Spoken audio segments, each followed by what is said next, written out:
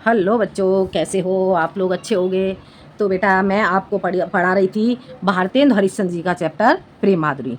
तो इसका first part मैं आपको पहले पढ़ा चुकी हूँ। आज मैं आपके लिए लेकर के आई हूँ सेकंड पार्ट। तो देखते हैं इसका सेकंड पार्ट। देखते हैं।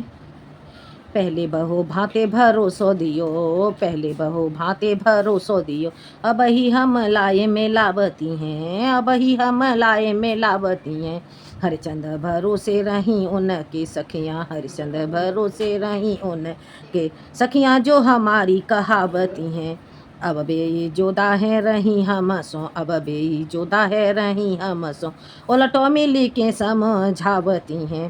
पहले तो लगाए के आगे अरी, पहले तो लगाए के आगे अरी, जल को अब आप हे धावती हैं, जल को अब आप हे धावती हैं। देखते हैं इसका अर्थ। देखो, पहले बहु बातें भरोसो दियो। बेटा इसका जो संदर्भ है, संदर्भ मैंने आपको पिछले वीडियो में बताया था, संदर्भ वही रहेगा। और इसका प्रसंग क्या लिखोगे? प्रस्तुत पद्यांश में बताया गया है कि एक गोपी श्री कृष्ण के वियोग में व्याकुल है। प्रस्तुत पद्यांश में बताया गया है कि एक गोपी श्री कृष्ण के वियोग में व्याकुल है। ऐसे जब वो इस प्रकार से जब वो अपनी व्याकुलता के बारे में अपनी सखियों से कहती है, तो उसकी सखियां उन्हें समझाने लगती है। ठीक है, जो उसकी सखियां हैं, सखियां उस गोपी को समझाने लगती हैं। तो वो सखी उन्हीं को डांटते हुए, उन्हें उलाहना देते हुए कहती है। क्या कहती है? पहले बहो बातें भरोसो दियो, अब ही हम लाए में लावती हैं। वो कह रही हैं अपनी सखियों से कि अरे सखियों, हे सखियों, पहले बहु बातें भरोसो दियो। पहले तो तुमने हमें अनेकों प्रकार से भरोसा दिलाया था। हे सखियों, पहले तो तुमने हमें अनेकों प्रकार से भरोसा दिलाया था, अब ही हम लाए मिलावती हैं, कि अभी हम तुम्हारे श्री कृष्ण को ला करके तुमसे मिलवाती हैं। हरिचंद्र भरोसे रही उनके। और भारतेंदु हरिश्चंद्र जी कहते हैं कि वह सखी अपनी सखियों से कह रही है कि भरोसे रही उनके। अब तक हम तुम्हारे भरोसे रही थी, हम उन सखियों के भरोसे रही थी। सखियां जो हमारी जो हमारी सखियां कहलाती हैं, जो हमारे मित्र कहलाती हैं, उन्हीं सखियों के हम भरोसे रही थी, जो हमें अब तक झूठा भरोसा देती नहीं है। अब बेई जुदा है रही हम सो। और वो कहती है कि अब वही सखियां हमसे जुदा हो रही हैं, हमसे दूर होती जा रही हैं, उलटो मिल के समझावती हैं, और अब वो उल्टा हमें मिलकर के समझाना चाहती हैं। पहले तो लगाए के आगे अली। और वो कह रही हैं कि अरे हे सखियों, पहले तो तुमने हमारे अंदर आकर के आग लगाई। क्या आग लगाई? कि हम तुम्हें तुम्हारे प्रीतम श्री कृष्ण से मिलवा देंगे। जल को अब आप ही धावती हैं, और अब आप ही, अब ये सखियों, अब तुम स्वयं ही जल लेने के लिए दौड़ रही हो, अर्थात मुझे समझा रही हो। आ गया समझ में? एक बार और देख लो। पहले भव बातें भरोसो दियो। यहाँ पे एक सखी अपनी सखियों से कह रही है कि हे सखियों, पहले तो तुमने मुझे अनेकों भांत से, बहुत अनेकों प्रकार से के उपायों के द्वारा मुझे भरोसा दिया था। अब ही हम हमें लाए मिलावती हैं कि हम अभी श्री कृष्ण को ला करके तुमसे मिलवा देंगी। भारतेंदु हरिश्चंद्र जी कहती हैं कि सखियां कह रही हैं कि भरोसे रही उनके सखियां। वो कह रही है अपनी सखियों से कि अब तक मैं अपनी उन सखियों के भरोसे रही, जो मेरी सबसे प्रिय मित्र कहलाती हैं, जो हमारी सखियां कहलाती हैं, अब तक मैं उनके भरोसे रही हूँ। अब ये जुदा है रही हम सो। और वो कहती हैं कि अब वही सखियां मेरे से जुदा हो रही हैं, और उल्टा वो मिलकर के मुझे समझा रही हैं। पहले तो लगाए के आगे अरी। और वो कह रही हैं कि अरे सखियों, पहले तो तुमने मेरे अंदर आग लगाई कि तुम हमें अब मेरे प्रीतम श्री कृष्ण से मिलवा दोगी, और अब आप स्वयं ही जल लेने के लिए दौड़ रही हो गया क्लियर? समझ आ गया? आगे देखते हैं। ऊधो जी सूदो गह वह मार्ग। अब क्या कह रही हैं? यहाँ पे जो सखियां हैं वो उद्धव से कह रही हैं, ऊधो जी सूदो गहो यह मार्ग, ज्ञान की तेरे जहाँ गोदरी है। ऊधो जी सूदो गहो वह मार्ग, ज्ञान की तेरे जहाँ गोदरी है। कोहू नहीं सीखे माने हो, कोहू नहीं सीखे माने हो, एक श्यामा की प्रीति प्रीति एक हरी है। ये ब्रज बाला सब एक सी, ये ब्रजी बाला सब एक सी, हरे चंद जू मंडली की ही बेगरी है। एक जो होए तो ज्ञान सिखाए, एक जो होए तो ज्ञान सिखाए, कुपही में यहाँ भांग परी है, कुपही में यहाँ भांग परी है। देखो, अब इसका अर्थ देखते हैं। यहाँ पे जो उद्धव जी हैं, उद्धव उन्हें ब्रज में गोपियों को जब योग योग का ज्ञान देने के लिए पहुंच जाते हैं, तो यहाँ पे जो गोपियां उद्धव से क्या कहती हैं, ठीक है। तो देखते हैं इसका संदर्भ क्या लिखोगे। प्रस्तुत पद्यांश में बताया गया है कि गोपियां उद्धव द्वारा दिए गए निर्गुण ब्रह्म के ज्ञान को अस्वीकार कर देती हैं। प्रस्तुत पद्यांश में बताया गया है कि उद्धव जो अपना निर्गुण ब्रह्म का उपदेश देने के लिए आए हैं गोपियों को, तो गोपियां उनके निर्गुण ब्रह्म के उपदेश को अस्वीकार कर देती हैं, अर्थात स्वीकार नहीं करती हैं, ठीक है। तो ये इसका प्रसंग हो गया। बेटा पहले वाले में इसमें आपको काव्यगत सौंदर्य नहीं बताया था मैंने, इसका काव्यगत सौंदर्य होगा, इसमें ब्रज भाषा का प्रयोग किया गया है, इसमें छंद सवैया हो जाएगा आपका, ठीक है। इसमें सवैया छंद है आपका, रस श्रृंगार है और अनुप्रास अलंकार का प्रयोग किया गया है, ठीक है। अब इसे देखते हैं। ऊदो जो सूदो गहो वह मार्ग। अब यहाँ पे गोपियाँ क्या कह रही हैं उद्धव से कि हो हे उद्धव, अब तुम जाओ और अपना सूधा मार्ग यानी कि अपना सूधा रास्ता देख लो। हे उद्धव, अब तुम यहाँ से जाओ और जाकर के अपना सीधा रास्ता देख लो। ज्ञान की तेरे जहाँ गुजरी है, और कौन सा रास्ता देख लो, तुम जाकर के अपने उस रास्ते को देख लो जहाँ पर तुम्हारे ज्ञान की गई गठरी पड़ी हुई है। गुदरी का अर्थ हो गया गठरी, ठीक है। तो गोपियां उद्धव से कह रही हैं कि हे उद्धव, सूदो गहो वह मार्ग, हे उद्धव तुम यहाँ से जाओ और जाकर के अपना सीधा वह मार्ग देख लो जिस मार्ग पर तुम्हारे ज्ञान की गठरी पड़ी हुई है। कोहू नहीं सिख माने हैं, एक श्याम की प्रीति प्रीति खरी है। अब क्या कह रही हैं गोपियाँ, यहाँ पे जहाँ आप ज्ञान देने के लिए आए हो, यहाँ कोई नहीं सिख माने हैं, यहाँ पर कोई भी तुम्हारी सिखाने को नहीं मानेंगे, अर्थात यहाँ पर तुम्हारे योग को कोई भी नहीं मानने वाली है। ये सारी गोपियाँ तो श्याम की प्रीति प्रीति खरी है, ये तो श्री कृष्ण के प्रेम से में खरी हैं, प्रेम में उतरी हुई हैं, यानी कि ये तो श्री कृष्ण के प्रेम में डूबी हुई हैं, और ये गोपियाँ तुम्हारे योग को नहीं मानेंगी। ये ब्रज बाला सब है एक सी। और वो कहती हैं, भारतेंद्र हरिश्चंद्र जी कहते हैं कि जो गोपियाँ हैं, गोपियाँ उद्धव से कह रही हैं कि ये ब्रज की स्त्रियाँ तो सभी एक सी हैं। ये ब्रज बाला यानी कि ये ब्रज की स्त्रियाँ सब है एक सी, सभी एक जैसी हैं, जो मंडली ही बिगड़ी है।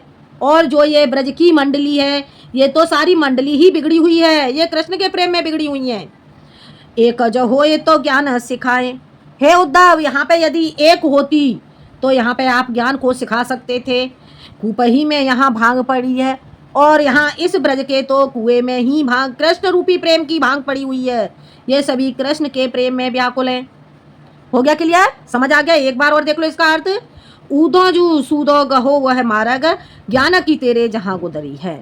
सखियां उद्धव से कहती हैं कि हे उद्धव, तुम यहाँ से जाओ और वह सीधा मार्ग, सीधा रास्ता पकड़ लो जहाँ पर तुम्हारे ज्ञान की गठरी पड़ी हुई है। को नहीं सिख माने हैं, और यहाँ पर कोई भी गोपी तुम्हारे सिखाने को नहीं मानेगी, अर्थात तुम्हारे समझाने से यहाँ पर कोई भी गोपी नहीं समझेगी। एक श्याम की प्रीति प्रीति थी खरी है, ये तो सारी श्याम के प्रेम में डूबी हुई है, श्री कृष्ण के प्रेम में। इनके लिए तो जो श्याम का प्रेम है, श्री कृष्ण का प्रेम है, वही सबसे महत्वपूर्ण है। ये ब्रज वाला सब है एक सी। और वो कह रही हैं कि जो ये ब्रज की स्त्रियां हैं वो सभी एक जैसी हैं, ये तो ब्रज की सारी मंडली की मंडली बिगड़ी हुई है। एक जो हो ये तो ज्ञान सिखाए। और हे उद्धव, यहाँ पे यदि एक होती तो तुम उसे ज्ञान सिखा सकते थे कुपही में, परंतु यहाँ तो ब्रज के सारे कुएं में ही भांग पड़ी हुई है, तुम किसे किसे सिखाओगे, ये कोई भी सुनने वाली नहीं है। आ गया समझ में। तो ये बेटा आपका कंप्लीट हो गया, ठीक है। अब इसमें काव्यगत सौंदर्य आपका, इसमें आपका जो काव्यगत सौंदर्य वही रहेगा, इसमें आपका अनुप्रास और रूपक अलंकार पूछ जाएगा, ठीक है। आगे देखते हैं, आगे देखो। सखे आयो बसंत ऋतु को कंत, सखे आयो बसंत ऋतु को कंत, चहु देश फूले रही सरसों, चहु देसी फूले रही सरसों, बर शीतल मंद सुगंध समीर, बर शीतल मंद सुगंध समीर, सतावन हार भयो गरसों, सतावन हार भयो गरसों, अब सुंदर सांबरो नंद किशोर, अब सुंदर सांबरो नंद किशोर, कहे हरिचंद गयो घरसों, परसों को बेताए दियो बरसों, परसों को बेताए दियो बरसों, तरसों कब पाए पिया परसों, तरसों कब पाए पिया परसों। अब क्या कह रही हैं यहाँ पे गोपियाँ देखो यहाँ पे गोपियाँ क्या कह रही हैं, सखी आयो बसंत ऋतु को कंत। अब देखो बेटा इसका आप प्रसंग क्या लिखोगे, प्रस्तुत पद्यांश में बसंत ऋतु के आने पर गोपियों की विरह व्यथा का वर्णन किया गया है। प्रस्तुत पद्यांश में बसंत ऋतु के आने पर गोपियों की विरह व्यथा का वर्णन किया गया है। तो देखते हैं इसमें, सखी आयो बसंत ऋतु को कंत। सखियां कह रही हैं, सखियां आपस में एक दूसरे से कह रही हैं कि हे सखी देखो अब तो बसंत ऋतु का स्वामी आ गया है। कंत, कंत का अर्थ हो गया स्वामी, ऋतुन ऋतु ऋतु बसंत ऋतु। अब तो हे सखी अब तो बसंत ऋतु का स्वामी आ गया है। चहुदिश से फूली रही सरसों, और चारों दिशाओं में सरसों फूल रही है। बसंत ऋतु आ गई, बसंत ऋतु के आने से क्या हुआ, चारों दिशाओं में सरसों के फूल खिलने लगे। बर शीतल मंद सुगंध समीर, और वातावरण कैसा हो रहा है, शीतल मंद सुगंध, समीर का अर्थ हो गया पवन, शीतल मंद सुगंध वायु चल रही है, ठीक है। सतावन हार भयो गरसों, और जो ये बसंत ऋतु है ये मौसम कैसा क्यों आया है, ये हमें सताने के लिए, हार गयो गरसों, ऐसे प्रतीत हो रहा है कि ये हमें सताने के लिए हमारे गले में हार बन करके पड़ गया हो, हमारे गले पड़ गया है हार बन के, जो बसंत ऋतु है, ठीक है। अब सुंदर सांवरो नंद किशोर, जो सुंदर सांवला नंद किशोर है, कहें हरिश्चंद्र जी कहते हैं गयो घर से, जो सांवला सुंदर जो नंद किशोर है वो तो घर से चला गया है, और परसों को बताए दियो बरसों, वो हमसे परसों की बोल करके गया था, परंतु उसने तो वहां जाने के बाद बरसों बिता दिए हैं। गोपियां कह रही हैं कि जो हमारा सांवला श्री कृष्ण है वो हमसे परसों की बोल करके मथुरा गया था, और परंतु अब उसने बरसों बिता दिए हैं। तरसों कब पाँव पिया परसों, और वो कह रही हैं कि हम तो तरस रही हैं कि कब हम अपने प्रियतम श्री कृष्ण के चरणों को स्पर्श करेंगी। हो गया क्लियर, समझ आ गया, एक बार और देख लो। सखी आयो बसंत ऋतु को कंत, वो कह रही है कि हे सखी देखो बसंत ऋतु का स्वामी आ गया है। चौदिश फूली रही सरसों, और चारों दिशाओं में पीली सरसों फूल रही है। बर शीतल मंद सुगंध समीर, बर वातावरण कैसा हो गया है, शीतल मंद यानी कि मंद मंद, शीतल मंद मंद सुगंधित वायु चल रही है, और ऐसे प्रतीत हो रहा है कि जो ये बसंत ऋतु आई है ये हमारे घर का अर्थ हो गया गले, गले में हार भयो, हमारे गले का हार बन गया है, और हमारे गले का हार बन करके हमारे गले पड़ गया हो। अब सुंदर सांबर और नंद किशोर गयो घर सो, और गोपियाँ हरिश्चंद्र जी कहते हैं, भारतेंद्र हरिश्चंद्र जी कह रहे हैं कि गोपियाँ कह रही हैं कि जो हमारा सांवरा श्री कृष्ण है वो घर से जब गया था तो हमसे परसों का बिताए दिए, वो हमसे परसों का वादा करके मथुरा गया था, परंतु उसने तो वहाँ मथुरा में पहुँच करके बरसों बिता दिए हैं, कितने वर्ष व्यतीत हो गए, परंतु वो वापस लौट कर नहीं आया है। परसों का वो पाँव पिया परसों, और वो कह रही हैं कि हम गोपियाँ तो इसके लिए तरस रही हैं कि कब हम अपने प्रियतम के चरणों को स्पर्श करेंगी। हो गया क्लियर, समझ आ गया बेटा, समझ आ गया होगा, ठीक है। अब इसमें आपका काव्य का सौंदर्य वही रहेगा, इसमें आपका अनुप्रास अलंकार और यमक अलंकार हो जाएगा, ठीक है। देखते हैं, इन दुखियान को न चैन सपने हो मेलो। अब यहाँ पे गोपियाँ क्या कह रही हैं, इन दुखियान को न चैन सपने हो मिलो, तरसों सदा व्याकुल विकल अकुलाई, इन दुखियान को चैन सपने हो मिलो। यहाँ पे कह रही हैं वो कि इन दुखियारे नेत्रों को सपने में भी स्वप्न में भी चैन नहीं मिला है। अब देखो इसका संदर्भ क्या लिखेंगे बेटा, इसका संदर्भ लिखेंगे संदर्भ इसका वही रहेगा, इसका प्रसंग में आ जाएगा। प्रस्तुत पद्यांश में गोपियों व उनके नेत्रों की विरह व्यथा के बारे में वर्णन किया गया है। प्रस्तुत पद्यांश में गोपियों के नेत्रों व उनकी विरह व्यथा के बारे में वर्णन किया गया है। क्या कह रही हैं, इन दुखियान को न चैन सपने हो, इन दुखियारे नेत्रों को तो स्वप्न में भी चैन नहीं मिला है। तासों सदा व्याकुल विकल अकुलांगी, इसीलिए ये सदैव व्याकुल विकल बहुत अधिक व्याकुल और व्याकुल हो रहे हैं, और हम अकुला रही हैं, ठीक है। इन दुखियानों को न चैन सपने हो, सखियां कह रही हैं कि इन दुखियारे नेत्रों को तो स्वप्न में भी चैन नहीं मिला है। इन दुखियारी जो गोपियां हैं इन्हें स्वप्न में भी चैन नहीं मिला है। तासों सदा व्याकुल, इसीलिए ये सदैव अत्यधिक विकल, बहुत अधिक, विकल का अर्थ हो गया बहुत अधिक व्याकुल होकर के अकुला रही हैं। ठीक है, अत्यधिक व्याकुल होकर के ये व्याकुल हो रही हैं। ठीक है, ठीक है। और वो क्या कह रही हैं? प्यारे हरिचंद की बीती जाने और औधे प्राण। और वो कह रही हैं कि प्यारे हरिश्चंद, प्यारे हरिचंद जू की बीती जाने औधे। दिखाई दे रहा है बेटा? वो कह रही हैं प्यारे हरिचंद जू की बीती जाने औधे प्राण, चाहत चले पेवे ये तो संग ना समाएंगी। वो कह रही हैं कि प्यारे जो हरिश्चंद, भारतीय हरिश्चंद जी कह रहे हैं कि बीती जाए औधे, ये अवध तो बीती जा रही है, जो वो हमसे वादा करके गए थे वो तो अवध बीती जा रही है। प्राण चाहत चले पे ये तो संग ना समाएंगी, परंतु ये प्राण तो निकलना चाहते हैं और जो नेत्र हैं वो उनके साथ नहीं जाना चाहते। गोपियां कह रही हैं कि हमारे प्राण तो उनका इंतजार करते करते, अपने प्रीतम श्री कृष्ण का मार्ग देखते देखते हमारे प्राण तो निकलना चाहते हैं, मैं ये तो संग ना समाए, परंतु जो हमारे नेत्र हैं ये हमारे साथ जाने के लिए बिल्कुल भी तैयार नहीं है। ठीक है, आगे देखो। देखो एक बार हूँ न नैन भरे तो हे आते हैं, देखो एक बार हूँ न नैन भरे तो हे आते हैं, जौनो जौनो लोका जहे तहाँ पछताएंगी, बिना प्राण प्यारे भये दरस तुम्हारे, बिना प्राण प्यारे भये दरस तुम्हारे, हाय मरे हूँ पे आँख ये खुली ही रह जाएंगी, मरे हूँ पे आँख ये खुली रह जाएंगी। वो गोपियाँ कह रही हैं देखो एक बार हूँ न नैन भरे तो हे आते हैं। वो कहती हैं कि नेत्र तो हमारे जाने के लिए, साथ जाने, संग ना समाये हैं, साथ जाने के लिए तैयार नहीं है। देखो एक बार हूँ न चैन भरे, हमने तो एक बार भी अपने प्रीतम श्री कृष्ण को चैन से दर्शन नहीं कर पाए हैं, और वो यही इंतजार करेंगी कि हमारे श्री कृष्ण आ जाएंगे तो हम उनके दर्शन करेंगे, तो ये आते हैं, और इसीलिए वे क्या नेत्र खुले रह जाएंगे। जोनो जोनो लोक जहें तहाँ पछताएं, और यदि ये नेत्र हमारे साथ चले गए तो ये जिस जिस लोक में जाएंगे वहाँ वहाँ जा कर के ये पछताएंगे।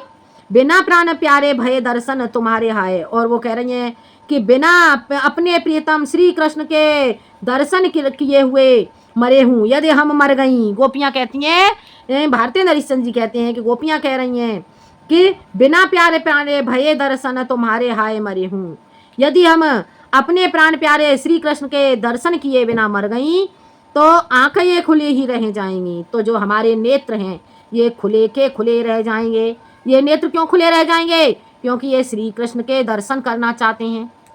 आ गया समझ में? एक बार और देख लो। प्यारे हरिचंद जू की बीती जाने औधे प्राण।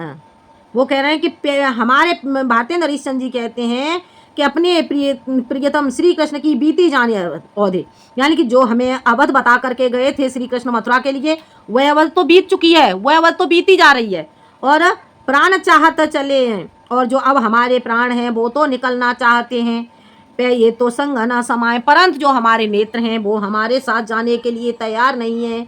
देखो एक बार हूँ न नैन भर तो ये आते हैं, वो हमारे साथ जाने के लिए क्यों तैयार नहीं है? उन नेत्रों की अभिलाषा है कि एक बार हम अपने प्रीतम श्री कृष्ण को देख लें, अर्थात अपने श्री कृष्ण के दर्शन कर लें, और जौन जौन लोग जहाँ जहें तहाँ पछताएंगे। और यदि हम गोपियाँ जिस जिस लोक के लिए, जिस जिस लोक में जाएंगी, ये नेत्र हमारे साथ जिस लोक में जाएंगे वहाँ जा कर के पछताएंगे।